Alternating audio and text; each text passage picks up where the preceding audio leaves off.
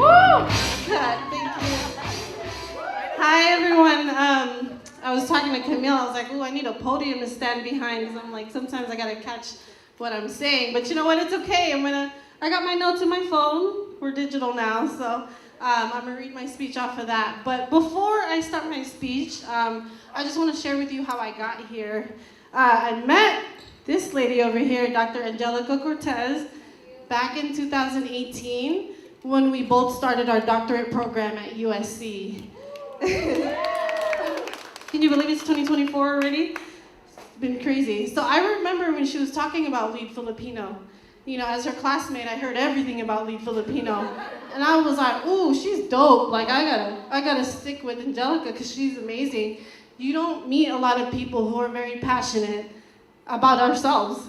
You know, you don't meet a lot of people who are here for you and fighting for you and the faces that are very similar to us. And so, Jel has met my family. She's practically Tita Jel to my kids. She just FaceTimed with my 7-year-old this morning, and she wanted me to tell you she's coming to Oakland tomorrow night, by the way. She wants to see you. I have a 7-year-old daughter. I live in Los Angeles with my husband, my 7-year-old. I have a 2-year-old, soon-to-be 2-year-old in April 1st, and then I have a 5-month-old baby boy. So, very busy. We have 2 dogs as well. This is like my little mommy weekend away from, so I left the kids with my husband, so I'm so proud to be here. I told her a couple months ago, I was like, I'm gonna make it to FLYPINAY this time. I was like, I've never been, first timer. And then she was like, you're in civic engagement. Wanna be a speaker? I was like, hell yeah, put me up there. So I'm really honored and proud to be here. Let me open up my speech. Okay, so hello everyone. Let me get formal. I am Dr. Janice Lumen Andrade O'Neill. Doctor, 2%.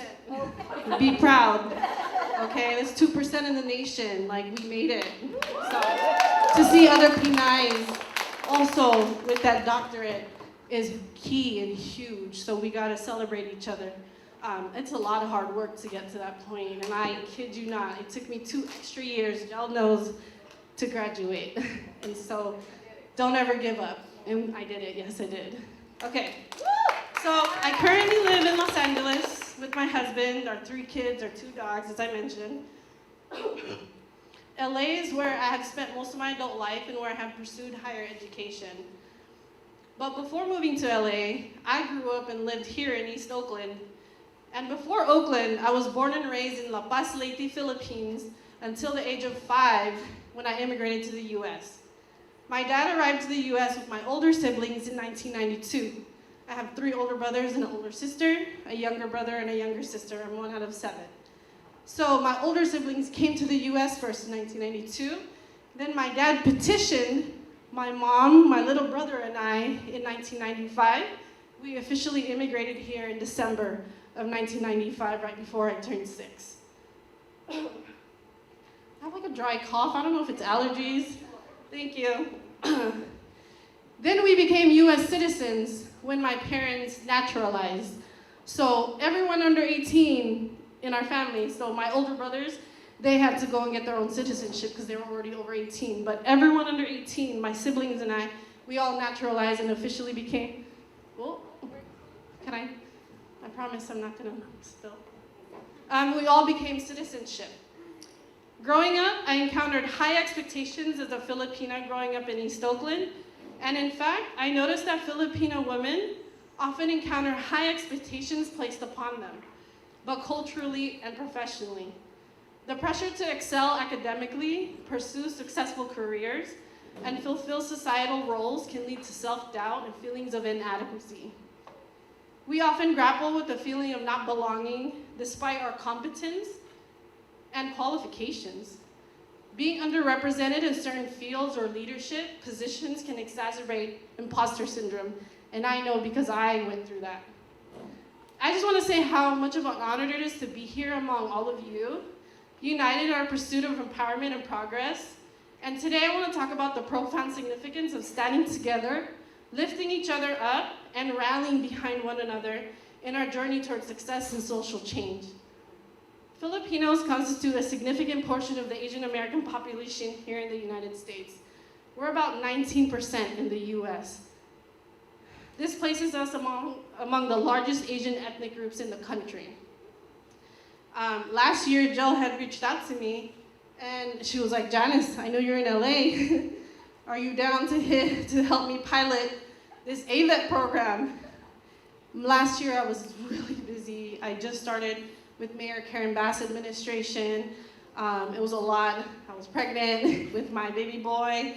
Like that, I was organizing super prego with my baby boy, raising my other two little ones. And you know what? I was like, when Jill hits you up, do it. Do it. I talked to my husband. She's met him too, and we're just like, I can do it. I could just add another thing to my plate. Why not, right? But I did it, and I was so glad that I did. I got to work with Jill, Camille. Amazing, amazing group of women. Made me so proud, you know? And I spearheaded the Asian American Voter Empowerment Project, AVEP, in Los Angeles. It's basically an extension of L.E.A.D Filipino here in San Jose. But I did it in Los Angeles. So I'm like your cousin. I'm like your, yeah. So we went door to door. And what I noticed doing AVEP in LA was gentrification is real. When we knocked on those doors, where we thought the census said, hey, there's Filipinos and there's Asian American voters here, it was new faces. And I'm like, where did all our people go? How can we get those voices heard? How do we find our Asian American families who used to live in these beautiful neighborhoods that are now we encounter other, so that's when I started realizing how gentrification has really affected not just Los Angeles, but all over California. And that kind of made me want to keep going, right? Like, how could we reach those voices so we can get their voices heard? Why is Asian American Voter Empowerment Project so important? And so we built a team, we went door to door knocking, we met every weekend, we had meetings once a week. It was a lot. But it was worth it because we got to meet other people, and we noticed that the generation that we mostly had from the census were elders. And a lot of them didn't want to vote because they were like, I'm tired, you know, and they weren't up to date. And I think that's important for education. We got to educate our lolas and lolos. We got to educate our parents about why it's important, not just to vote, but for local government that are making the decisions in your neighborhoods. So, yes, I'm the civic engagement speaker, but I'm sharing the importance of that. Why? Because a lot of the things that affect and impact what we're going through in our neighborhoods, you might not notice it, but the council member that you choose, or the assemblyman, whoever you choose to be in power, make those decisions for your neighborhood, ultimately impact you. And I'm strong about local government and actually putting your vote in, because you can impact, and you could listen, do your research and research every single person that is running for your local government, because to me that's the most important. Yes, government, mayor, you know, senator, all of that is important too, but look at your neighborhoods and see who's making the decisions on your streets, who's making the decisions on your parks, and everything that you're utilizing with your family. Okay, I noticed that in a world where barriers are often stand in our way, solidarity among us is not just desirable, it's essential. When we have each other's backs, we create a powerful network of support that amplifies our voices and strengthens our resolve. And together we become unstoppable forces for positive change in our communities and beyond. Cheering each other on isn't just about offering words of encouragement. It's about fostering a culture of celebration and affirmation. By celebrating each other's victories, big and small, we affirm the value of our collective achievements and inspire others to reach for their dreams and unwavering determination. As Filipino women, we have a rich legacy of activism and social advocacy. You might not know it, but we do. Whether it's advocating for gender equality, fighting for access to education, or championing the rights of marginalized communities, our civic engagement work is a testament to our commitment to building a more just and equitable society. But let's not forget that supporting each other isn't just about the work that we do. It's about the relationships we build along the way. It's about creating spaces where we can share our joys and our sorrows. I can't see that. Does that say 3 minutes? 5 minutes? Okay, I got you. Let me run through this. Maybe I need it a little bigger. Sorry. Okay. Civic engagement is of paramount importance in our society for various reasons. Firstly, it serves as a cornerstone of democracy in encouraging citizens to actively participate in the democratic process through activities such as voting, engaging in public discourse, and holding elected officials accountable. This involvement not only ensures the legitimacy of governments, but also fosters a sense of ownership and responsibility among citizens towards their communities and the larger political landscape. Currently, I work for the mayor's office in Los Angeles. I work for the mayor's office of community safety. And as they mentioned, I work in gang-impacted areas in Los Angeles. So when there's a shooting, when there's homicides, when there's anything that happens, my team and I quickly deploy to those areas and provide community engagement. Why? Because even though something happens in our communities, we don't run away from it. We run towards it, and we make sure that we help our communities feel safe. So that's the work that I do. I run citywide programming across Los Angeles. I hire 500 plus seasonal employees every year. We're going through interviewing and hiring now. So if you're ever coming to LA, hit me up. I might get you a job. Or just come visit and hang out. We go to the beach. The other thing I wanted to say, because I already talked a lot about civic engagement, and this is just personally, I think as Filipinas, I'm gonna put my phone away.